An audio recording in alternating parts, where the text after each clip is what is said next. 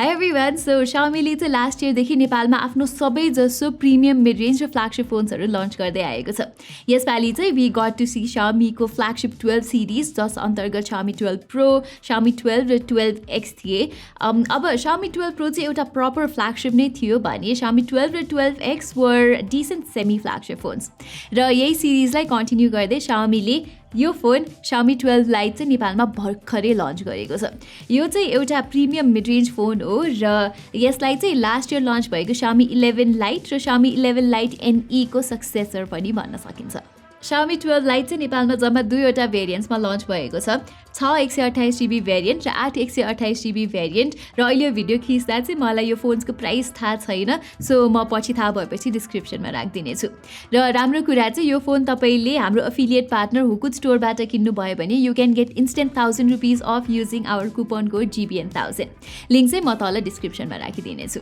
अब Xiaomi 12 Lite को कुरा गर्दाखेरि चाहिँ यो phone last इयरको Xiaomi 11 Lite NE भन्दा त्यस्तो धेरै भिन्न चाहिँ छैन, तर एउटा प्रिमियम मिड रेन्ज फोनमा हुनुपर्ने सबै कुरा चाहिँ यो फोनमा ब्यालेन्स तरिकाले दिन खोजेको छ जस्तो देखिन्छ Xiaomiले चाहिँ। एनिवे अब चाहिँ यो फोनलाई अनबक्स गरेर let's talk more about it. So box चाहिँ त्यही स्ट्यान्डर्ड Xiaomiकै प्याकेजिङ छ as you can C.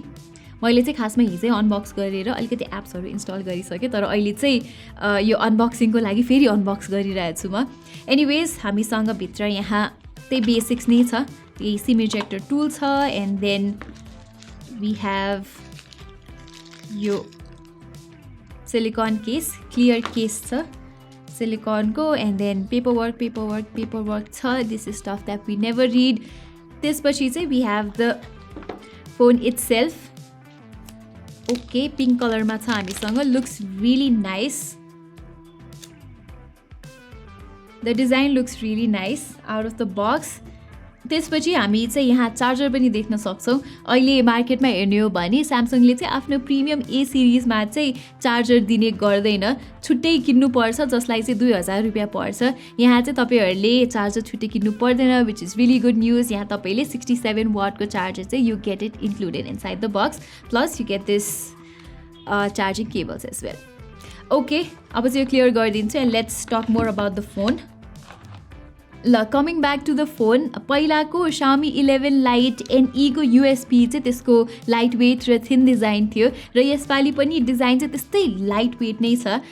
11 Lite NE जस्तै लाइट वेट चाहिँ छैन, अलिकति हेभी छ यो, जुन चाहिँ यसमा भएको अलिकति ठुलो ब्याट्री र ठुलो क्यामेरा सेन्सरले गर्दा भएको हो। तर ओभरअलमा चाहिँ अरू फोनको तुलनामा डिजाइन चाहिँ एकदमै लाइट, स्लिम र कम्फोर्टेबल रहेको छ हातमा चाहिँ लिँदाखेरि। र लेटली कलर अप्सन्सको कुरामा पनि Xiaomi has been doing such a great job. Last इयरको 11 Lite NE को कलर अप्सन चाहिँ मजाको नै थिए र Xiaomi 12 Lite को कलर अप्सन पनि त्यस्तै मिठो खालको रहेको छ कि। यो मसँग भएको चाहिँ पिङ्क कलर अप्सन हो र अर्को ब्लू कलरको अप्सन पनि मजाको रहेको छ र अलिक बेसिक कलर्सहरू रुचाउनेहरूको लागि चाहिँ ब्ल्याक कलर अप्सन पनि अभाइलेबल छ। एनिवे तपाईँले देख्न सक्नुहुन्छ कि क्यामेरा मोड्युल पनि अलिकति भिन्न खालको छ, जे होस् हेर्दाखेरि चाहिँ प्रिमियम फिल भयो कि मलाई। अनि आजकलको फोन्सहरूमा चाहिँ बक्सी डिजाइनको ट्रेन्ड चाहिँ एकदमै चलि नै रहेछ र यसमा पनि त्यस्तै तपाईँले पाउनुहुन्छ र मलाई यो फर्म फ्याक्टर चाहिँ एकदमै मन पर्यो। ब्याग चाहिँ यो ग्लासले बनेको हो तर फ्रेम्स चाहिँ यहाँ प्लास्टिकले बनेको छ, तर स्टिल डिजाइनमा चाहिँ म ए नै दिन्छु कि मलाई एकदमै नै मन पर्यो साँच्चै भन्नुपर्दा। एउटा सानो चित्त नबुझेको कुरा चाहिँ पहिला 11 Lite NE मा IP53 रेटिङ थियो भने अहिले चाहिँ Xiaomiले यहाँ कुनै पनि किसिमको IP रेटिङ प्रोभाइड गरेको छैन र I think it is high time कि Xiaomiले पनि स्यामसङ जस्तै एटलिस्ट अबदेखि IP67 रेटिङ चाहिँ यो प्राइस रेन्जको फोनहरूमा दिनुपर्छ जस्तो लाग्छ।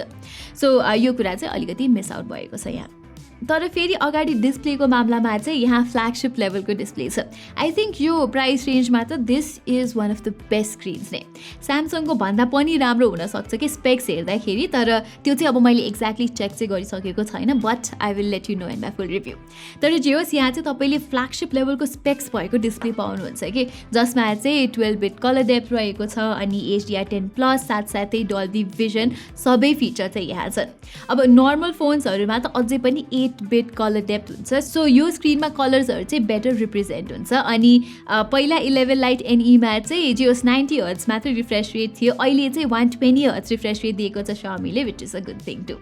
अर्को राम्रो कुरा चाहिँ यहाँ तपाईँले देख्न सक्नुहुन्छ कि बेजल्सहरू पनि सानो छ र पन्च होल पनि त्यति ठुलो छैन सो डिस्प्ले वाइज पनि this is a job well done by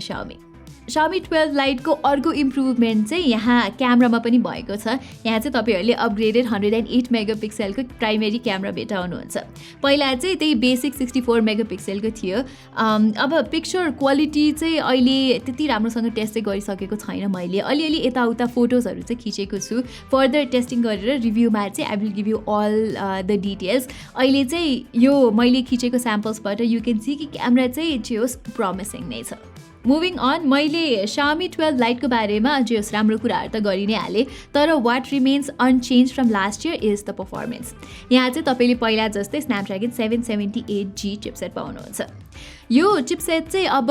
I would say कि एउटा प्रिमियम मिड रेन्ज सेगमेन्टको लागि चाहिँ ठिकै हो हुन त Dimensity 1300 अथवा नयाँ Snapdragon 7 Gen 1 दिएको भए चाहिँ अझै बेटर हुन्थ्यो कि तर यो चाहिँ अब गेमिङ सेन्ट्रिक डिभाइस होइन so Snapdragon 778G day to day usage र मल्टिटास्किङ गर्नको लागि चाहिँ गुड इनफ नै छ त्यही हो अब तपाईँहरू चाहिँ गेमर नै हुनुहुन्छ भने तपाईँले पोकोको डिभाइस जस्तै पोको F4 लिँदा बेटर हुन्छ जुन चाहिँ रुमर्स अनुसार is launching very soon in Nepal अब क्याजुअल गेमिङको लागि चाहिँ ठिकै नै हुन्छ यो फोन तर यसको लाइट र थिन फर्म फ्याक्टरले गर्दाखेरि थर्मल्स चाहिँ त्यति राम्रो नहुन सक्छ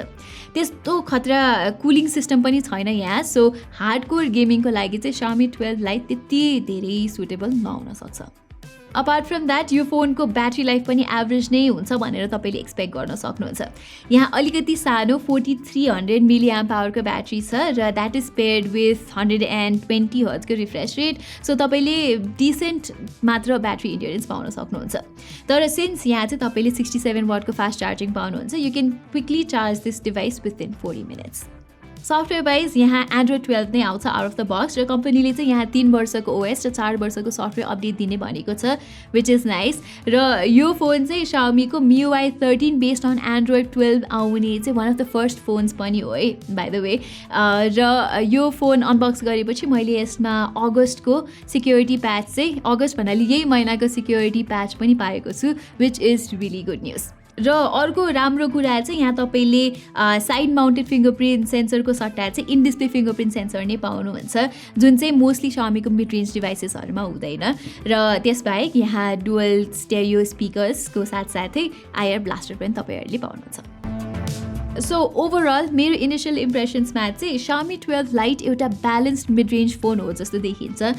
50,000को प्राइस रेन्जमा तपाईँहरू चाहिँ एउटा स्टाइलिस अनि गुड लुकिङ फोन लिन चाहनुहुन्छ र तपाईँलाई चाहिँ डिसेन्ट क्यामेराज र पर्फर्मेन्स पनि चाहिन्छ भने र मोस्ट इम्पोर्टेन्टली राम्रो डिस्प्ले एक्सपिरियन्स तपाईँहरू यदि खोजिरहनु भएको छ भने चाहिँ आई थिङ्क यो एउटा निकै राम्रो अप्सन हो हुन त यो 50,000को प्राइस सेगमेन्टमा अहिलेको मेरो बेस्ट फोन भनेको चाहिँ Samsungको Galaxy A52s हो जसको स्पेक्स चाहिँ निकै मिल्दोजुल्दो छ Xiaomi 12 लाइटसँग सो यी दुई फोनको कम्पेरिजन तपाईँहरू हेर्न चाहनुहुन्छ भने चाहिँ do let me know in the comments below म चाहिँ Xiaomi 12 लाइटको रिभ्यूमा A52sसँग कम्पेयर गरेर भिडियो ल्याउनेछु सो त्यो हेर्नको लागि चाहिँ do subscribe to Gadget Byte Nepali अहिलेलाई चाहिँ यति नै म प्रतिमालाई बिदा दिनुहोस् धन्यवाद